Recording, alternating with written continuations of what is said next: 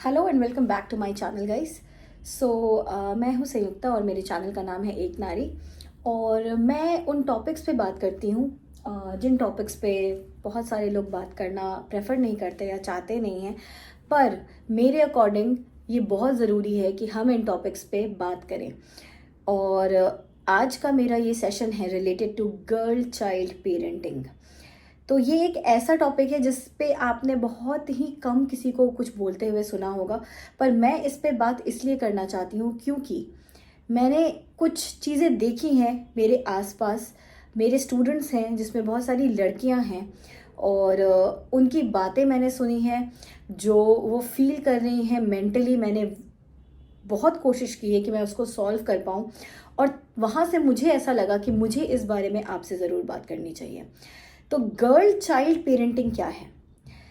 Parenting तो आप सबको पता है। अगर आप मम्मी पापा हो तो आप अपने बच्चों को क्या शिक्षा दे रहे हो, कैसे आप उन्हें बड़ा कर रहे हो, क्या अच्छी चीज़ें वो सीख रहे हैं, कहाँ पे आपसे एज अ पेरेंट गलतियाँ हो रही हैं। तो parenting is all about these things.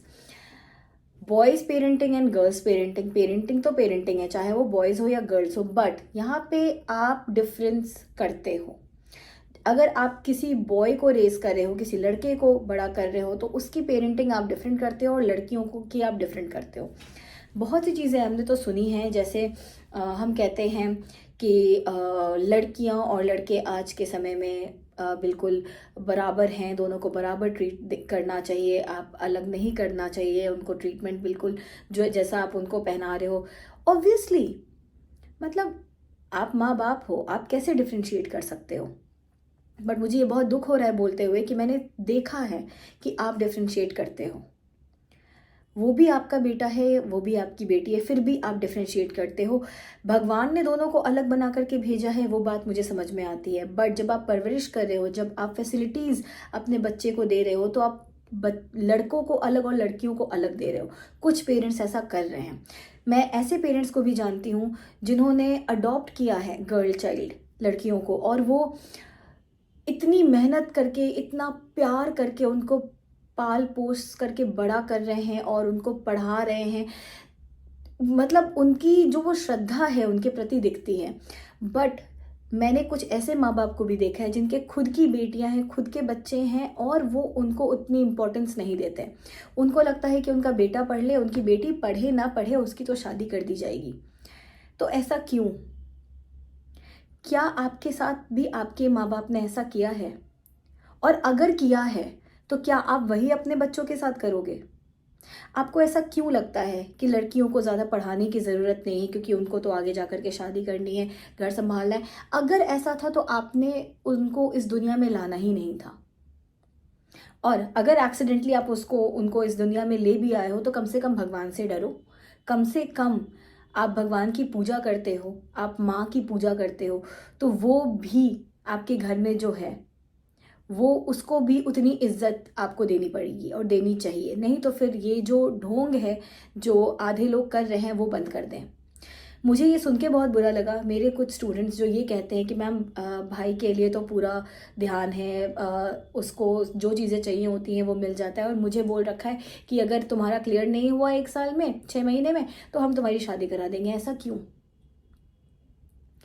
तो सबसे पहले मेरी ये आपसे रिक्वेस्ट है कि आप अपने ही बच्चों की तरफ पार्शियल मत रहो, चाहे वो लड़का हो या लड़की हो।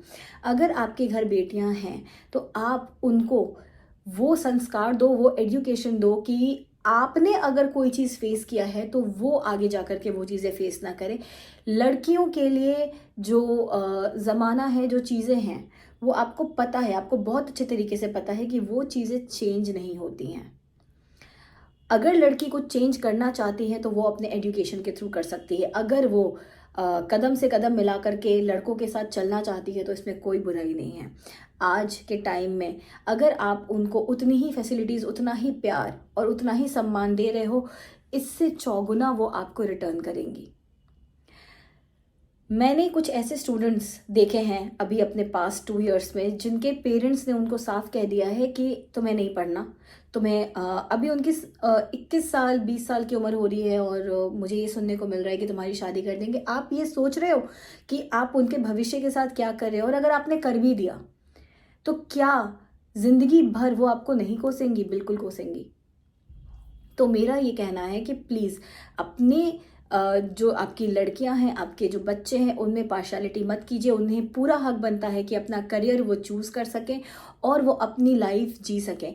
अगर आप उन्हें एक स्ट्रॉन्ग वुमेन बनाते हो, डेफिनेटली वो इतना स्ट्रॉन्ग स्टे करेंगी कि अगर उनके लाइफ में कुछ गलत भी हो जाएगा, वो फिर भी अपने पैरों पे खड़ी रहेंगी, वो फिर भी फाइट करेंगी। और मैं ये 100% श्योरिटी के साथ कह सकती हूँ कि वो ज़िंदगी भर आपका साथ भी देंगी। ये कहना बिल्कुल गलत है कि लड़कों की शादी हो जाती है तो वो भूल जाते हैं और लड़कियां भी साथ देती हैं। ये मैं इसको भी प्रमोट नहीं करती। ऐसा अगर होता है तो ये सिचुएशंस पे डिपेंड करता है। कहीं हो सकता है कुछ आपकी भी गलती रही हो और आपके बच्चे की भी गलती है। बट अगर आप उनको अच्छे पेरेंटिंग अगर आपकी पेरेंटिंग अच्छी है, अगर आप उनको अच्छी सीख दे रहे हो, अगर आप इतना रिटर्न में नहीं सोच के चल रहे हो कि मैं उसको पढ़ा रहा हूँ, लिखा रहा हूँ या पाल पोस के बड़ा कर रहा हूँ या जो भी कर रहा हूँ तो वो मुझे एक रिटर्न देगा, ये आपको खुद में सोच नहीं रखनी चाहिए।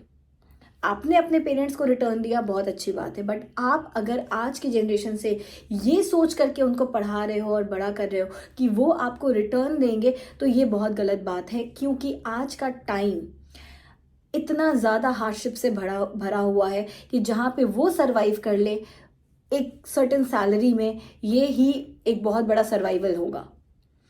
तो खैर उसकी बात तो हम बाद में करेंगे, उसके लिए मैं आपको एक सेशन ज़रूर दूंगी जहाँ पे मैं आपको ये चीज़ समझाऊंगी। बट अभी जो मैं आसपास देख रही हूँ लड़कियों को लेकर के कि इतना इंडिया आगे बढ़ चुका है, इतनी चीज़ों में हम क्या क्या नहीं अचीव कर चुके हैं, मंगल ग्रह तक जा चुके हैं।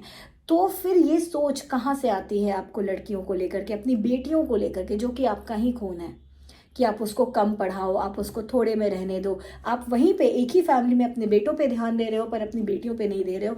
आप उनका भविष्य बिगाड़ रहे हो, आप अपने साथ उनका एक जो रिलेशन है वो बिगाड़ रहे हो। तो मेरी आपसे यही रिक्वेस्ट है कि अगर आप उनको इस दुनिया में लेकर के आए हो तो उनको वही इज्जत दो, वही सम्मान दो और वही अपॉर्चुनिटीज़ दो जहाँ पे वो खड़ी हो सके। उनके साथ अगर भविष्य में कुछ गलत भी होता है तो वो उसका चार्ज खुद ले सके, वो इतनी वीक ना पड़े। अगर आपके साथ कुछ गलत हुआ है या आपको वो अपॉर्चुनिटीज़ आपके पेरेंट्स से नहीं मिली है, वही सेम चीज़ आप प्लीज़ अपनी बेटियों के साथ मत करो। आप बिल्कुल भी पार्शियलिटी मत करो अपने बेटे और बेटियों में।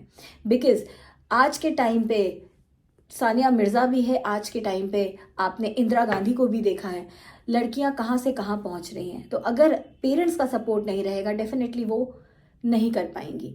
इनिशियल सपोर्ट तो पेरेंट्स का चाहिए ही। एक उम्र तक 17, 18, 20, 22 साल तक उनको आपका सपोर्ट चाहिए। उसके बाद लड़कियां इतनी केपेबल हो जाती हैं कि वो अपना भार खुद उठा सकती हैं। तो उनको सिर्फ एक सामान की तरह कंसिडर मत करो घर में कि मुझे इसकी शादी करके इसको सेटल कर देना है, इसको भेज देना है। ऐसा मत करिए। वो भी, उनकी भी ज़िंदगी है, उनकी भी चाहत हो सकती है, उनके भी सपने हो सकते हैं। और अगर आप माँ बाप हो और अगर आप उनके सपने पूरे नहीं कर सकते तो एटलीस्ट उन पे इतनी बंदिशें मत दो कि वो खुद के सपने भी पूरे ना कर सके। हर एक लड़की आज के टाइम में केपेबल है कि वो अपना सपना जी सकती है, पूरा कर सकती है, अपने पूरे परिवार का पालन पोषण कर सकती है। आपके घर में अगर आप पूजा पाठ में विश्वास रखते हो तो सिर्फ उसको वहीं तक सीमित मत रखो। आपके आसपास जो बेटियां हैं आपकी, आपकी जो लड़कियां हैं, आप उनकी भी इज्जत करो। तो इस पूरे सेशन से मुझे आपको यही समझाना था कि आप प्लीज़ अपनी पेरेंटिंग, जो आपकी बेटियां हैं, गर्ल चाइल्ड के तरफ भी इक्वल रखो। अगर आप अपने बेटों के साथ वैसा व्यवहार कर रहे हो तो अपनी बेटियों के साथ भी उसको उतना ही स्ट्रेट फॉरवर्ड रखो, उसको उतना ही इक्वल रखो, ताकि उनको ये कभी फील ना हो कि मेरे माँ बाप ने मेरे साथ पार्शियलिटी की और मेरे माँ बाप ने मुझे ये नहीं दिया, क्योंकि वो ज़िंदगी भर आपको इस चीज़ के लिए कहेंगी। तो दैट्स इट। इस सेशन से मुझे आपको सिर्फ यही समझाना था। बने रहिए और आगे आने वाले सेशंस के लिए मैं आपको यही कहूँगी कि लाइक करें, सब्सक्राइब करें और शेयर करें। अगर आपको मेरी बातें थोड़ी भी अच्छी लगी हो तो आप अपने वैल्यूएबल कमेंट्स ज़रूर डालें। नमस्ते।